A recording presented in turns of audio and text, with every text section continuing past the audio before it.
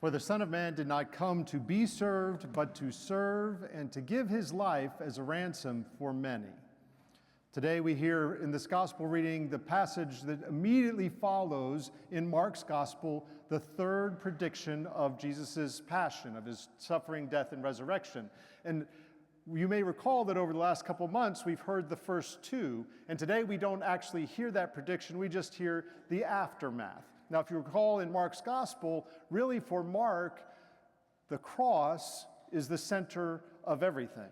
Right? It is what's most important. Jesus giving himself for us on the cross. And in fact, that the centurion is the highest example of faith that we have in Mark's gospel. The centurion who watched Jesus die and then said, truly, this man was the Son of God.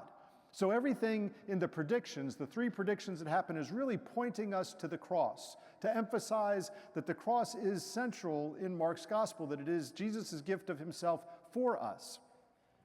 In today's reading, and with the other two, you'll recall that there is always some misunderstanding of the prediction and then a teaching that Jesus gives in order to clarify or correct. And so from that, we've heard things like, if you want to be first, you must be last, or if you want to follow me, you have to deny yourself, take up your cross, and follow me.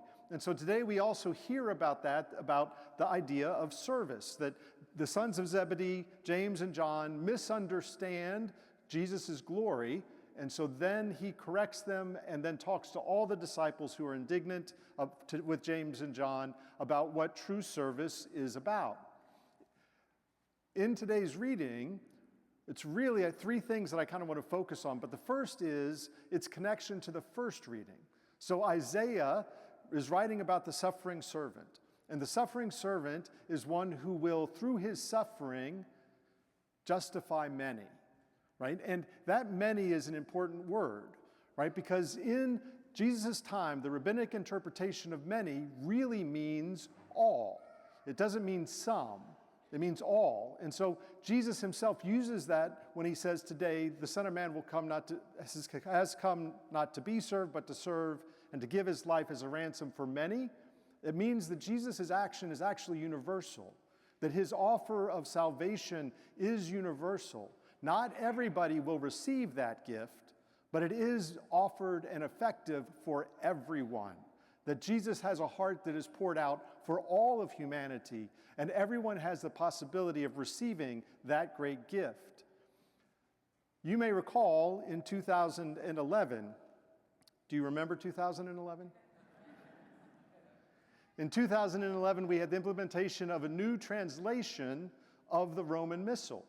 And it was trying to get back to a more direct translation of the Latin, and so we implemented that. And you'll recall that that's when we went from saying, and also with you, to saying, and with your spirit. Well, one of the things that happened in the words of institution in the Eucharistic prayer is that they also changed over the chalice when we say, this is the chalice of my blood, the blood of the new and eternal covenant, which will be poured out for you and for many. It used to say all. But it has the same meaning for us. It is still blood that is poured out for all, although we recognize that that's the interpretation of the word many. Right? The second thing is that indeed, James and John misunderstand glory. So Jesus corrects that misunderstanding. Can you drink from the cup that I will drink, or be baptized with the baptism with which I am baptized? And you recall, so in Mark's gospel, the cross is the central theme. It's the main point of the whole story. And Jesus is really in his glory when he ascends upon the cross. He mounts the throne of glory, which is the cross when he is crucified, and that's the cup that he drinks. That is what he is promising to James and to John. And so we also have to have an understanding that our entrance into God's glory is an entrance into his suffering. It's an entrance into really not about lording it over others, but about serving others. And that's really the third point, which is in the correction or in the teaching that Jesus does about authority, that the Gentiles lord that authority over others, but it shall not be so among you. That in fact, if you want to aspire to greatness, you serve. So Jesus really flips that pyramid, right? When we think about glory, we think about getting to the top of the pyramid of praise and adulation, of renown, of success, and we think, okay, we're going to make it to the top of that pyramid. But Jesus says, no, you have to flip the pyramid and try to lift others up. And so the goal of the Christian discipleship is really about lifting others up, getting under as many people as possible to serve them and to lift them up. Now, that's hard to do, but there's also influences in our culture and our society. You may know this, but I've been in 2 institutions where almost every action is evaluated, right? And so I went to the Air Force Academy, and so there you had a grade point average, and you also had a military performance average, and you had each semester you had a physical fitness test, and really everything was kind of evaluated and judged based upon how you were doing, how you were performing, right? And seminary was not all that different than that, because every year in seminary, to continue on to the next year, the faculty does an evaluation of you, and then that's submitted to your diocese. And so you want to see if you're continuing on. And so we had a saying in the seminary, and it wasn't a good one, but it's not so much to serve, but to be seen serving. A lot of times we're motivated by that being seen, right?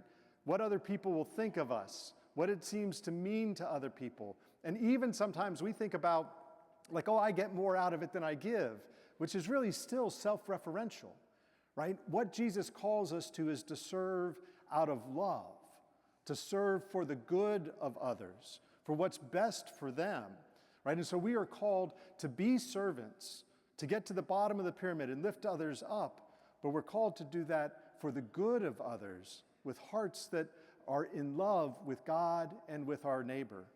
As we come to this Eucharist, it is the moment when we encounter Jesus Christ, when that mystery of the cross, the throne of glory that he has ascended upon, is made present to us, and we receive his presence to strengthen us so that when we go from here, right, we are able to be those who serve, that we're able to use the gifts that we've had to lift others up, that we can be his presence in this world for others who are in need or who are themselves suffering, that's what God has called us to and he transforms us into.